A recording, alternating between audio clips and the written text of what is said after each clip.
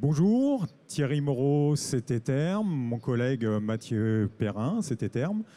Nous sommes fabricants de matériel innovant pour la production ECS collective. Nous sommes implantés dans la région lyonnaise. Auparavant intégrés au sein du groupe Alfa Laval, nous faisons partie aujourd'hui du groupe suédois Nibe, fabricant de pompes à chaleur. Nous allons vous présenter une solution de production ECS avec un préparateur d'eau chaude sanitaire associé aux pompes à chaleur, permettant aujourd'hui de limiter l'utilisation de l'énergie fossile.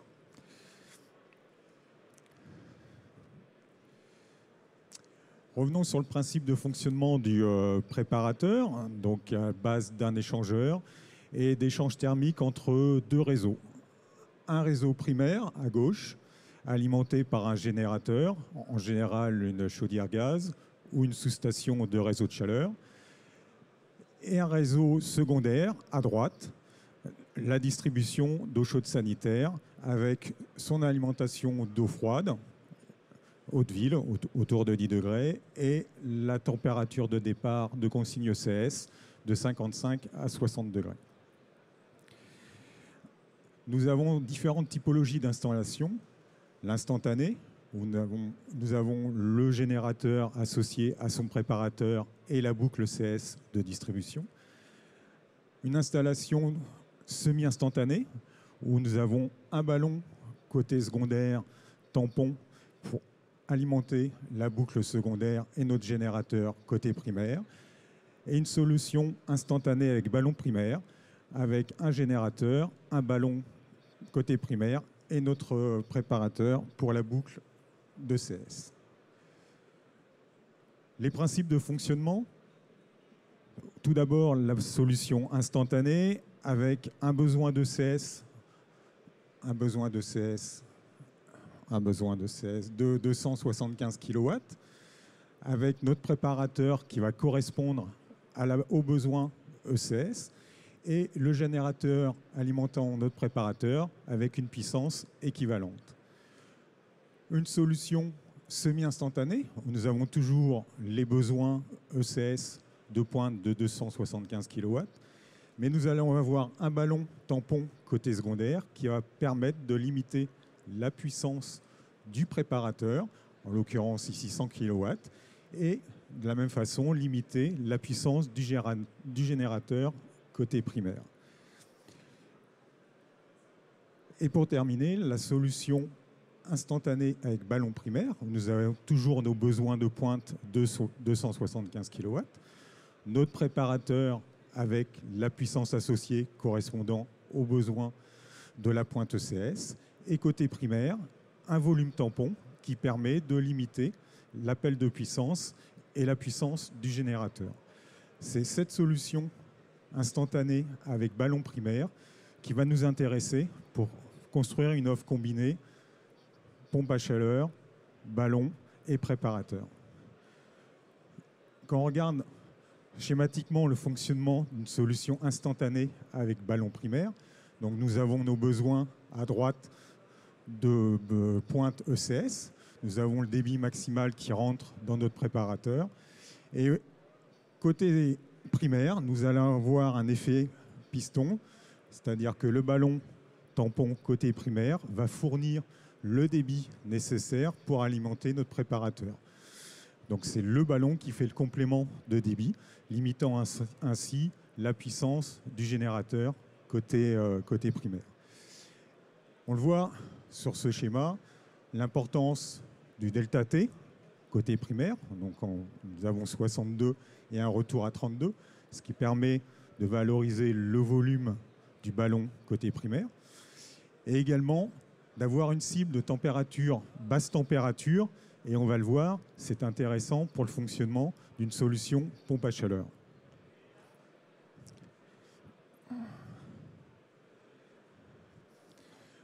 Donc l'intérêt de maîtriser des retours basse température sur la pompe à chaleur, ça va permettre, avec une cible, comme on l'a vu, de 32 degrés, d'accroître le coefficient de performance au régime nominal de la pompe à chaleur, et surtout de décaler le cycle enthalpique de la PAC et de lui permettre d'atteindre une température de consigne de 63 degrés, permettant de se faire la production d'eau chaude sanitaire avec notre préparateur. Donc, l'idéal, c'est de pouvoir gérer des retours de température côté primaire de 32 degrés avec un préparateur d'eau chaude sanitaire. Pour ce faire, on a développé une gamme de produits spécifiques qui s'appelle l'Aqua-Efficiency. Donc je laisse la parole à mon collègue Mathieu qui va vous expliquer le fonctionnement de la régulation permettant d'atteindre cette cible de 32 degrés qui va nous permettre de pouvoir fonctionner avec une pompe à chaleur. Alors, il s'agit ici d'un préparateur spécial qui fabrique en fait de l'eau chaude sanitaire à 55 degrés en sortie et on mesure cette température avec la sonde S1. Alors, sur ce type de préparateur, qui est un préparateur multisonde, on travaille avec deux sondes de température additionnelles que sont S3 et S2.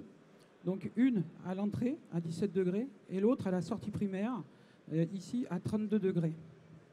Alors, comme d'habitude, pour garder de l'autorité sur la vanne de régulation, S1 génère un signal 0,10 volts et vient piloter cette vanne 3 voies. Par contre, la pompe va être pilotée à la fois par S1 et par l'écart de température entre S3 et S2.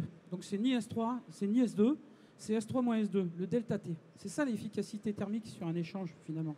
Sur un échangeur, c'est certes respecter la consigne de température, c'est intéressant. Respecter l'écart sur les retours, c'est encore plus intéressant. C'est est-ce que mon échangeur est capable effectivement de sous-refroidir l'eau, parce que c'est ça qui nous intéresse aujourd'hui, sous-refroidir l'eau pour aller chercher la performance sur la pompe à chaleur. Il faut savoir le faire. Et c'est ce qu'on fait avec ce module de régulation. Donc on utilise le delta T S3-S2 comme une consigne. Et on va prendre le minimum des deux signaux entre S1 et le delta T pour piloter la pompe. Alors mathématiquement, c'est assez simple de prendre le minimum des deux signaux. Physiquement, qu'est-ce que ça veut dire ? Ça veut dire qu'en fait, quand on a besoin de puissance, on va ouvrir cette vanne 3 voies à fond. On va ouvrir cette pompe à fond, sauf que la pompe, elle va écouter un autre message. C'est est-ce que j'ai bien sous-refroidi en S3 comme je le souhaitais. Et si ce n'est pas le cas, par exemple, je revienne à 40 degrés au lieu de 32 degrés, et ben mon signal 0,10 volts va amenuiser mon message 0,10 volts, en fait, va être faible. Et du coup, je vais ralentir mon débit pour laisser le temps à la particule d'eau en contact avec l'échangeur de transférer son énergie au secondaire. Donc je ralentis mon débit pour laisser le temps au transfert thermique de effectivement se faire. D'accord ? Donc on ralentit le débit. Alors l'échangeur, il est dimensionné pour ça. C'est un échangeur quelque part surdimensionné parce qu'il faut à la fois qu'il respecte S1, la température de sortie, et le delta T, l'efficacité de l'échange. Mais en plus, donc vous voyez bien, on vient respecter cette température S3 par rapport à S2. Tout ça, c'est relatif. Ça dépend de ce que sort au secondaire, de ce qui arrive au secondaire. On va se positionner par rapport à ce delta, cette efficacité relative, pour se refroidir au maximum, comme c'était prévu, parce que l'échangeur, lui, il a été dimensionné pour ça. Donc on va la chercher, cette énergie. Alors ça, c'est un brevet CT terme qui a été déposé il y a quelques années, qui fonctionne très bien, avec une expérience de plus de 10 ans. Et c'est ce qu'on a mis en application sur l'application pompe à chaleur. Donc je laisse la main à Thierry pour continuer. Donc ces préparateurs ont été conçus sur la base de 3 types d'échangeurs. L'échangeur plaque et joint, vous avez donc des plaques inox avec des joints EPDM et un châssis acier. Un échangeur fusionné, où là les plaques inox sont assemblées par fusion, donc sans apport de métal. Vous avez un échangeur qui est 100% inox. Et des solutions d'échangeurs brasé cuivre, où là les plaques inox sont assemblées par une brasure cuivre. Donc ces solutions de préparateurs, associées donc à la régulation innovante qui nous permet d'atteindre la cible de 32 degrés pour le fonctionnement de la pompe à chaleur, va permettre de proposer une solution combinée, pompe à chaleur, ballon primaire et préparateur Aqua-Efficiency. Donc c'est l'ensemble des solutions combinées, hein, du préparateur avec son efficacité, sa régulation particulière, et d'atteindre cette cible pour pouvoir fonctionner sur de la pompe à chaleur avec des consignes élevées et des COP importants. Donc aujourd'hui, on va avoir une solution technique fiabilisée avec un fonctionnement de pompe à chaleur, réseau circuit de chauffage et puis distribution ECS, avec une consigne classique de pompage chaleur qui va alimenter un réseau de chauffage en basse température. Donc ça peut être un plancher chauffant par exemple, avec une 23 voies de répartition qui va alimenter la boucle chauffage.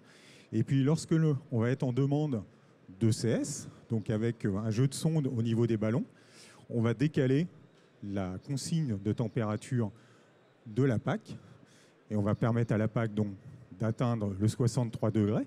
Avec la vanne de répartition en haut, on va aller donc vers notre ballon et on va alimenter notre préparateur Aqua-Efficiency, notre boucle de distribution ECS avec sa consigne à 55 et le fameux retour à 32 degrés qui nous permettent d'atteindre les valeurs de consigne de 63 degrés de la PAC et les COP élevés de la pompe à chaleur.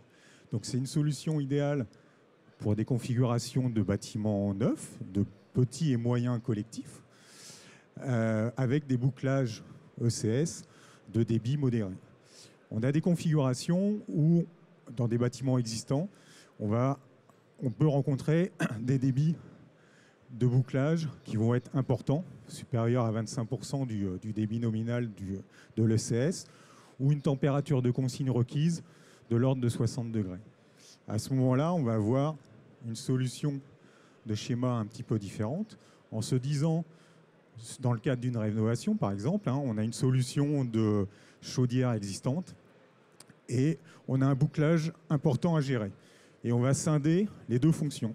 C'est-à-dire que la partie bouclage, on va la laisser gérer par l'installation la moins performante, la solution de chaudière gaz par exemple, et la production ECS, on va la gérer par une solution la plus performante, une solution de pompe à chaleur.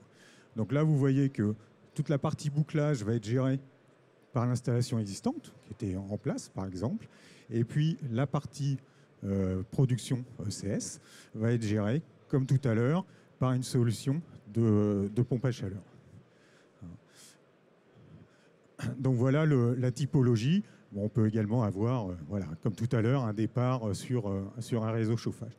Donc là, l'idée, c'est vraiment de scinder les deux fonctions, le bouclage et la production, et de gérer avec le système le plus performant la production ECS, donc la consommation la plus élevée. Particularité, c'est qu'on va créer un petit débit de fuite sur le bouclage, de sorte d'alimenter en continu notre échangeur Aqua-Efficiency, donc d'avoir les sondes qui soient irriguées en permanence. La meilleure façon pour être très réactif lorsqu'on va avoir de la demande d'eau froide et de pouvoir réagir très rapidement. Donc voilà le schéma qui peut être mis en place dans le cadre de bouclages trop élevés, donc qui viennent nuire un petit peu à la source froide de production ECS, ou dans le cadre de rénovation avec des systèmes existants, mais où on souhaite améliorer le fonctionnement et de la production d'eau chaude sanitaire. Donc, merci de votre écoute.